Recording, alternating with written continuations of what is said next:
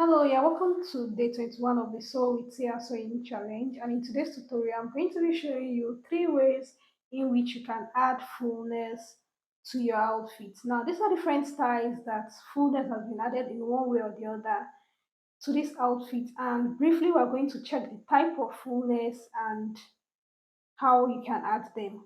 So I have the type of fullness written here, and the first one I'm going to be working with is one-sided fullness. Now, one-sided fullness, we have equal fullness, then we have unequal fullness. And these are all added fullness techniques. So we're going to be starting with the one-sided fullness. Now, for this one-sided fullness, I think most designers are conversant with this, and this is what we always use, okay, when we slash and spread, especially probably one side of a blouse or a gown.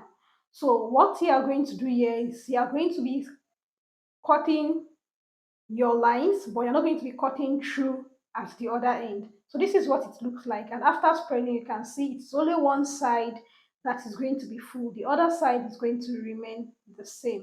So that is for the one-sided fullness. Then the other one is what we call the equal fullness. So for the equal fullness, most of the times you find this when you are making pleat designs, at times gathered designs, like when you have an exaggerated sleeve, gathered designs, or the rest. What this simply means is you're adding equal fullness at the upper part and lower part of your pattern. Probably is the side or what have you. So yeah, you can see I'm just separating by 1 inch each, and this is what the equal fullness looks like. Whatever you do at the top, you must do it at the bottom. I hope you understand this. And quickly, we're going to go to the last type of fullness, and this is called unequal fullness. Unequal fullness simply means you are going to be slashing through this pattern, okay, just like others. But what you're going to do now is the amount of spread you are going to give the upper part and lower part differs.